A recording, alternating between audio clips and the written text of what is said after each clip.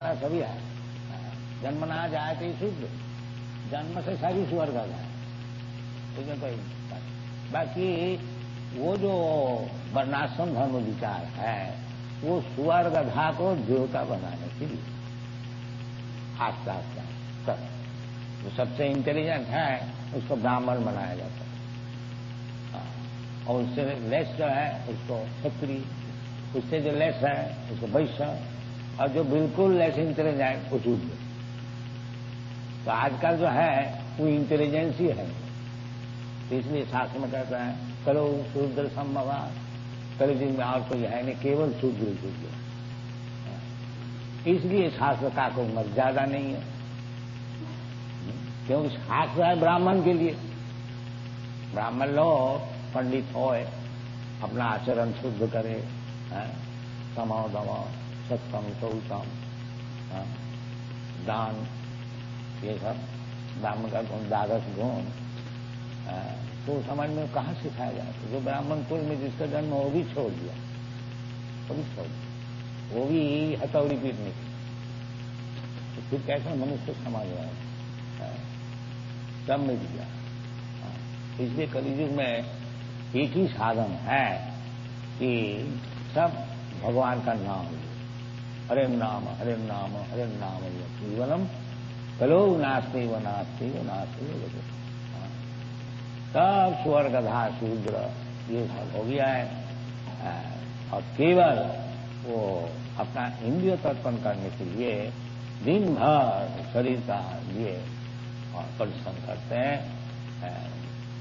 तो ये सब जो कहते हैं ये उचित नहीं, उचित इस तरह से जो समय नष्ट कर रहे हो, मनुष्य जीवन जो बहुत मूल्यवान है, अनेक जन्म का बाद मिला है, उसको केवल खाने पीने के लिए, बच्चा पैदा करने के लिए बर्बाद करना है, कोई उचित नहीं। ये ऋषभ का मूल उद्देश्य है। तो किस लिए न तपो, इसलिए कहते हैं तपो दिव्यं पुत्र का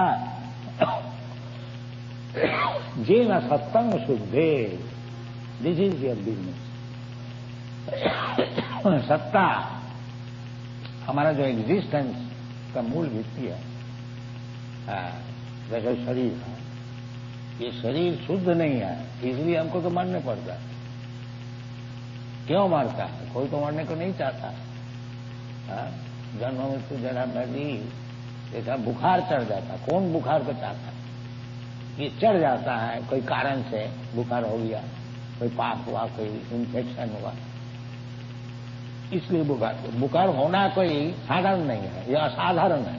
इसी प्रकार जब शास्त्र से हमको ये खबर मिल रहा है ना हन्नते हन्नमाने शरीर, तो जीवात्मा जो है ये शरीर नष्ट हो जाने से वो उनका मरण नहीं होता, उसका और एक शरीर, जैसा कपड़ा फट गया तो वो कपड़ा फेंक देते हैं, दूसरा कपड़ा लेते हैं, इसी तथा देहांतरम।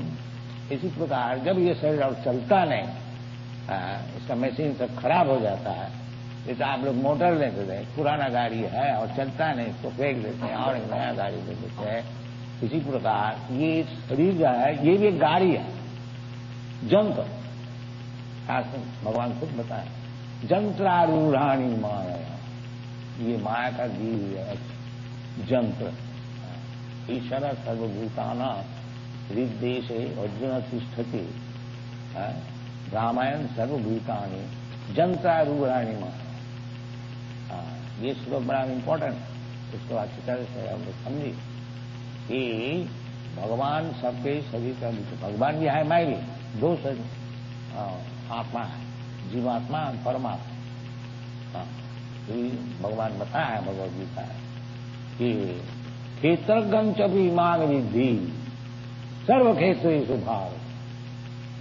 क्षेत्र, क्षेत्रज्ञ, ये शरीर है क्षेत्र, जमीन, और जैसे जमीन होता है और जमीन का कोई किसान भी होता है, दोनों मिलकर के एक फल को उत्पादन करते हैं जिसका हम लोग भोजन करते हैं। इसी प्रकार ये जो शरीर है, ये शरीर से हम लोग काम लेते हैं, हम लोग जीवात्मा, और उसको जो फल है उसको फिर भोगते हैं, कर्मणा दैवेन सुरेण। तो भगवान भी उसका तो भगवान कहते हैं जो ये जो शरीर का मालिक एक जीवात्मा है, इसको भी क्षेत्रज्ञ कहा जाता है, और ये क्षेत्रज्ञ है वो मैं हूं। क्षेत्रज्ञ च इमांग विद्धि सर्व क्षेत्रेषु भाव। जैसे जीवात्मा है वो अपना शरीर का ही खबर रखता है। हम आप लोग जैसा है, हमारा जो सुख दुख है शरीर में मैं बोल सकता हूँ, आपका सुख दुख जो है वो आप बोल सकते हैं। बाकी भगवान जो है सर्व क्षेत्र से भगवान सबका सुख दुख जानता है, हमारा भी जानता है, आपको भी जानता है। तो दो है, जो लोग मूर्ख लोग कहते हैं कि जीवात्मा परमात्मा एक है, उसको ज्ञान ठीक नहीं। जीवात्मा अलग और परमात्मा अलग, इसलिए भगवान कहते चौ का होता है एवं और। बात भी यही है, हम यदि अगर परमात्मा होता तो आपका शरीर का सुख दुख हमको मालूम होता, और आप अगर परमात्मा होते तो हमारा सुख दुख आपको मालूम नहीं है। बाकी भगवान को मालूम, तभी तो हम लोग भगवान को मानते। सर्व क्षेत्र सुधार, तो जीवात्मा परमात्मा जो, और वे भगवान कहते कि ईश्वर सर्वभूतानाम हृदय से अर्जुन तिष्ठति। तो सर्वभूतानाम ईश्वर भगवान रहते हैं, तो मैं क्या सर्वभूत में रहता हूं, तो हम भगवान कैसा हुआ? ये सब विचार नहीं करते, भगवान बन जाए, हम भगवान बन। तुम कैसे भगवान हो? तुम सब जीव का आत्मा में है, सबका सुख दुख समझते हो? नहीं, कुछ नहीं, भगवान बन गया। नहीं, ईश्वर सर्वभूतानाम हृदय से अर्जुन। वो जो भगवान है वो परमात्मा है, सबका हृदय में बैठे हुए हैं। ये उपनिषद में भी है, जो दो पक्षियां हैं, वो ये वृक्ष में बैठे हुए हैं, वो दो पक्षी कौन है? जीवात्मा परमात्मा। तो एक जो पक्षी है वो वृक्ष का फल को खाते हैं, और दूसरे जो पक्षी है वो देखते हैं। अनुमंता उपदृष्टा, तो केवल देखते हैं कि क्या चाहते हैं। तो भगवान तो सुहृदं सर्वभूतानां, सबके मित्र है। भगवान इतना सुंदर मित्र है कि ये जीवात्मा कोई भी शरीर में जाता है, स्वर्ग का शरीर में जाए, देवता का शरीर में जाए, भगवान साथ साथ जाते हैं। इसके ये मूर्ख को कैसा समझाया जाए? ये जो देहांतर प्राप्ति केवल करते हैं, दुख भोगता है, सुख भोगता है, इसी प्रकार इस दुनिया में भ्रमण करते हैं, इस तरह से इसको ज्ञान दिया जाए। जो मूर्ख ये सब छोड़, गधा ये सब छोड़, मूढ़ा गधा छोड़, तेरी सुखी होने के साथ क्यों ऐसा फिरता है, भटकते हैं, एक शरीर छोड़ के एक शरीर, तथा देहांतर प्राप्त। ये मूर्ख को समझाने के लिए भगवान है, क्योंकि हमारा इतना बड़ा मूर्ख हम लोग है जो भगवान समझाने से भी हम लोग समझे, इतना बड़ा मूर्ख। इसलिए भगवान कहते हैं नमाग दुष्की तो न मूढ़ा प्रबद्धन्ते नराधम। जो एकदम नराधम है, सबसे नीच है मनुष्य समाज में, ये सब समझते हैं। तो जो समझते नहीं भगवान भगवत गीता और अनशन बकते हैं कि भगवान काला है, भगवान तो कौन है, ये सब खुद जानता नहीं। मूर्ख समाज का बड़ा दुर्दैव है, जैसे मूर्ख लोग का प्रचारक हुआ है, भगवान को छोड़ के अनशन सब। तो इसलिए भगवान कहते हैं जो हमारा विषय नहीं जानता, जाने तभी तो प्रपत्ति है, प्रपद्यन्ते। जो जानता है कि जैसे भगवत गीता में बता दें, बहुनाम जन्मनाम अंते ज्ञानवान मांग प्रबद्धते। जो भगवान का चरण में आत्मसमर्पण कौन कर देता है? जो अनेक जन्म का भाव, बहुनाम जन्मनाम अंते, जब वो ठीक ठीक समझता है कि कि भगवान विभु और मैं अनु, हमारा उचित है कि भगवान का चरण में शरण लेना।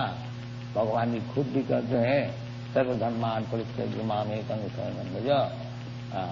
तो वो काम मनुष्य किया है। मनुष्य के ये काम नहीं है कि सुअर का ऐसे दिन भर परिश्रम करे और फिर वही गू खाए, ये गू बनाने का चीज खाए और मस्त रहे। ये मनुष्य काम नहीं। इसलिए कहते हैं नायन देह देह भाजान मिलो। स्पेशली कुत्ता, भेड़ी, सुअर अगर ऐसा परिश्रम करता है, भोगता है दिन भर, वो उसका उपाय नहीं है, क्योंकि वो कुत्ता बना है। और मनुष्य को के बदले हम लोग को कुत्ता ही बनाना है, सुअर बनाना है, तो ये तो हम मनुष्य जीवन को बर्बाद कर रहे हैं। ये समझा रहे हैं कि नायन देह देह भाजान मिलो। देवभाजा, देवभाजा का अर्थ होता है जो भी ये भौतिक शरीर ग्रहण किया, भूमि रापना लगा। ये जड़ शरीर जो है, ये भूमि अपहरण वायु, मट्टी है, जल है और अग्नि है, वायु है और आकाश है, ये जड़ है। और इसका भीतर सूक्ष्म शरीर है, मन बुद्धि अहंकार, और वो सूक्ष्म शरीर जो धारण करते हैं वो जीवन है। ताकि कोई तो फंस जाते हैं ये जड़ शरीर में और कोई फंस जाते हैं वो सूक्ष्म शरीर में। और असल जो शरीर है उसको कोई जानता नहीं। मूढ़ा ना भी जाना कि माँ भी पत्थरों। इसलिए उसको किस तरह से आदमी समझ सकता है, तो उसके लिए ऋषभ से बताते हैं तपसा ब्रह्मचर्य न जमेन नियमेन वा त्यागेन सत्य सौतभ्या। और एक जगह में भगवान यह गोस्वामी, सुखदेव गोस्वामी महाराज थोड़ी ये प्रोसेस, कुत्ता भेड़ी का ऐसे रहने से कुछ ज्ञान नहीं मिलेगा। और तपस्या करने से, तपस्या ब्रह्मचर्य और ट्रूथफुलनेस, सत्य, शौचम, क्लीनलीनेस, शुचि, इसीलिए ब्राह्मण का नाम है शुचि। और जो ब्राह्मण नहीं है वो मुचि, शुचि और मुचि। तो मुचि कौन है? जो भगवान का संपर्क छोड़ दिया वो मुचि है। खाली चमड़े का मुचि एक्सपर्ट होता है, चमड़ा समझता है ये गाय का चमड़ा है, ये भैंस का चमड़ा है, ये छाल का चमड़ा। तो जो चमड़े में बद्ध हो गया, ये चमड़ा इंडियन है, ये चमड़ा अमेरिकन है, ये चमड़ा हिंदू है, ये चमड़ा मुस्लिम है, वो मुची रहेगी, तो सूची नहीं। हाँ, सूची तो तब होगा जब वो समझेगा अहं ब्रह्मास्मि, हम तो ब्रह्म वस्तु है, आत्म वस्तु है, परमात्मा का अंश है, तब वो ब्राह्मण होगा। ब्रह्म जानाति इति ब्राह्मण, जो ब्राह्मण को समझता है, ब्रह्म ज्ञान जिसको लाभ हुआ है वो ब्राह्मण। जो शरीर से अपने को आइडेंटिफाई करता है तो वो तो चमड़ा का एक्सपर्ट हो गया, मूची हो गई। मूची का माने टैनरी एक्सपर्ट। हम लोग मूची बोलते हैं, आजकल का अच्छा लैंग्वेज में बोलता है टैनरी एक्सपर्ट। टैनरी एक्सपर्ट बोले क्या काम करते हो? हम टैनरी एक्सपर्ट। तो बहुत भारी पोस्ट है। और नहीं तो क्या है? न मूची है। तो मूची बोलने से तो बिगड़ जाएगा। और टैनरी एक्सपर्ट है, 4000 रुपया तनख्वाह मिलता है, ठीक है, गण्यमान्य है, ये सब चलता है। तो ये शब्द कहते हैं कि वो टैनरी एक्सपर्ट नहीं है। तपस्या करो, वो ब्राह्मण का तपो तपस्या। तपस्या पहली चीज है मनुष्य जीवन। मनुष्य जीवन का अर्थ ही होता है तपस्या, अथात ब्रह्म जिज्ञासा। और सब जीवन में, कुत्ता जीवन में, सुअर जीवन में वही 4 काम कि आहार निद्रा भय मैथुनम। आहार करो, फिर सो और खूब इंद्रिय तर्पण करो, और किस तरह से दुश्मन से बचाने उसका कुछ उपाय करो। भय तो रहेगा सब समय, जब तक ये शरीर रहेगा तब तक भय रहेगा। और निर्भय अभय अनुसत्य संशुद्धि, भगवद गीता, ये तपस्या है, तो भय नहीं रहेगा। और सत्ता संशुद्धि, सत्ता का अर्थ होता है जो हमारा एग्जिस्टेंस, हाँ, तो वो तो क्यों होता है, हमको मरने पड़ता है, ये सब सोचना चाहिए। तपो दिग्बम, तपस्या यानी बहुत तकलीफ उठाना, ये भौतिक काम में भी होता है। कोई बड़ा साइंटिस्ट डिस्कवर करता है, वो भी तपस्या करता है। वो बिना तपस्या से कोई नाम ज्यादा साइंटिस्ट और कुछ डिस्कवर बहुत करते हैं। जैसे कल हम लोग आ रहे थे बम्बई से, वो पायलट मिस्टर भट्टाचार्य जी, वो थोड़ा हम लोग को खातिर करके उनका वो कमरे में जहाँ पायलट में सब दिखाया, किस तरह से उतरता है, किस तरह से उठता है। बड़ा इंटरेस्टिंग। तो ये सब जो इलेक्ट्रॉनिक मेथड सब है, एक बटन टिपते तो सब बटन है, यही तपस्या है। नहीं तो आश्चर्य से वंडरफुल मशीन, तो ये भी तपस्या है। तो आदमी आजकल भौतिक जगत में इसी तपस्या में लगे हैं। बाकी शब्द कहते तपो दिव्यम, इसके लिए तपस्या नहीं, कारीगरी, ये तपस्या नहीं। पहले ये सब आश्चर्यजनक सब एरोप्लेन, विमान और अच्छा अच्छा मकान तो शास्त्र में है, ये डीमन लोग बनाते, डीमन, ब्राह्मण नहीं बनाते।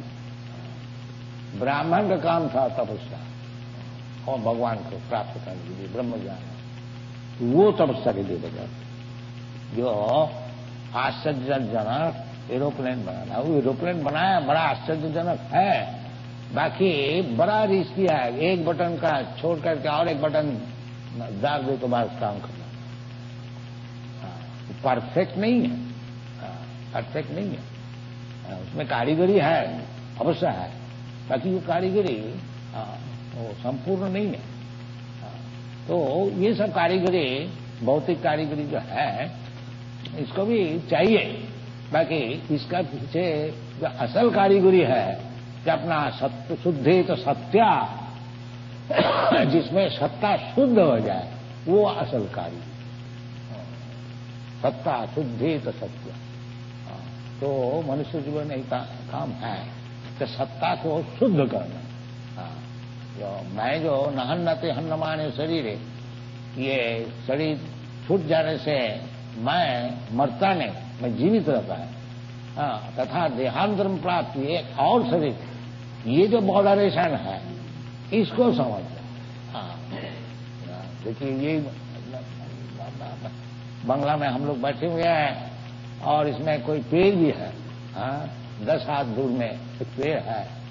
हम लोग इधर कमरे में अच्छी तरह से बैठे हुए हैं, बाकी वो पेड़ 10 हाथ दूर से 10 इंच भी आगे नहीं बढ़ सकेगा। 10 इंच, ये भी एक जीवन है, ये भी एक जीवन है। क्यों इस प्रकार जीवन मिला? मेरे को इस सत्ता शुद्ध नहीं। वो नीचे गिरते गिरते गिरते ये पेड़ का जन्म मिल जाता है, फिर उसका चलना फिरना ही बंद हो जाता है और एक जगह खड़ा होकर उसको रहने पड़ता है। ये सब देखना चाहिए, ये क्यों हुआ, हमको भी हो सकता है। इसका उदाहरण बहुत है। जैसा जमलार्जुन देवता का संतान था, ताकि वो पशु का ऐसे व्यवहार किया तो नारद मुनि उनको कर्ष किया, ये तो पशु होने जाता है, तो इसको थोड़ा शासन कर। तो उसको बोला तुम्हारा जब ऐसा पशु का ऐसा नजर है, तो वो लोग नंगा होकर के और अप्सरा लोग को लेकर के वो सब मजा कर रहे थे। तो नारद मुनि उधर से जा रहे थे, तो अप्सरा लोग तो कपड़ा वपड़ा संभाल लिया, बाकी ये लोग शराब पी करके इतना मौज था तो देखा ही नहीं, नंगा ही रह गया। तो नारद मुनि देखा जैसे इतना बड़ा मूर्ख हो गया, देवता का घर में जन्म होते हुए भी, तो इसको कुछ शासन करना चाहिए। तो उसको अभिशाप दिया, तो तुम वृक्ष जो जाओ, तो नंगा होकर के रास्ता में खड़ा रहो, कोई भी देखे कुछ लज्जा नहीं। वृक्ष जो दिखता है, जो बिल्कुल लज्जाहीन हो जाता है, उसको वृक्ष जो नहीं होता। तो ये सब शास्त्र में है, इसका हमको समझना चाहिए। जो हम लज्जाविहीन हो जाए और शुद्ध नहीं रहे और आगे बढ़ने के लिए कोशिश नहीं करें, इसके लिए तपस्या नहीं करें, जैसा कुत्ता भेड़ी है इस प्रकार रह जाए, तो फिर हमारा मनुष्य जीवन मिलने से क्या लाभ, ये समझना चाहिए। इसलिए ऋषभ देवता है ये तपस्या का ये तपस्या है, यही मनुष्य जीवन है। पहले ही हमारा ब्रह्मचारी बनाया जाए, तपस्या है। बच्चेपन से कौमानो माचरेत प्राज्ञ धर्मान भागवता, ये सब कहाँ सिखाया जाता? तो शास्त्र में है, तो बच्चे से ही ब्रह्मचारी से उसको सिखाया जाए। ब्रह्मचारी गुरुकुले वसंत, गुरुकुल में वास करने का क्या अर्थ है? उसको दांत बनाया जाए। बड़ा धीर हो, धीर तत्व न हो, सब नहीं है। उसी से बीड़ी फूकने सीखता है और सत्संग करने सीखता है।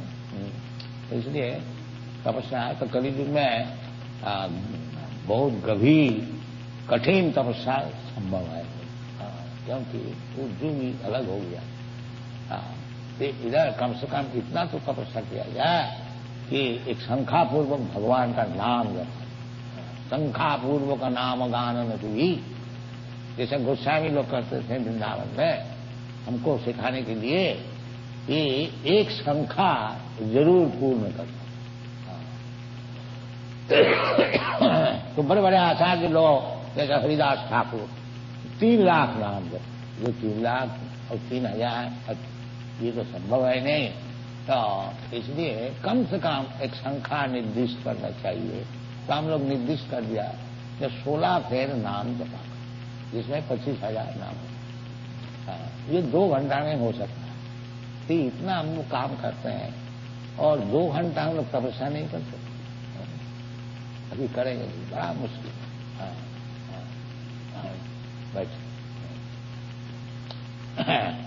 तो ये तपस्या जरूर करनी चाहिए। तो हम लोग तपस्या के लिए हमारे जितने शिष्य है उनको बता दिया कि इतना ही तपस्या करो कि 16 फेर नाम जपा करो और स्त्रिया सुनाता पान जूते 4 चीज छोड़ दो। यानी अवैध स्त्री संग, अवैध पुरुष। आजकल का स्त्री पुरुष का जब विचार नहीं होता है तो वो नहीं होनी चाहिए। विवाहित होकर के स्त्री पुरुष अच्छी तरह से रहो। वो शास्त्र सम्मत जो है स्त्री पुरुष का मिलन वो ठीक, और बिना शास्त्र का जो स्त्री पुरुष का मिलन है वो पाप, उसको नहीं करो। और जीव हिंसा वृथा, पशु को मार काट के खाना, ये कसाई से मांस ले आके खाना तो महापाप है। तुम्हारे लिए भगवान इतना चीज बनाया है, प्रसाद, पत्रम पुष्पम फलम, हजारों किस्म का है। तुम मनुष्य है, तुम उसको खाओ, भगवान का प्रसाद। तुम मांस इधर सब कदज, ये सब बहुत खराब चीज, इसको क्यों खाओ? ये तपस्या है। ये अवैध स्त्री संग करना ये पाप है, इसको छोड़ देना चाहिए।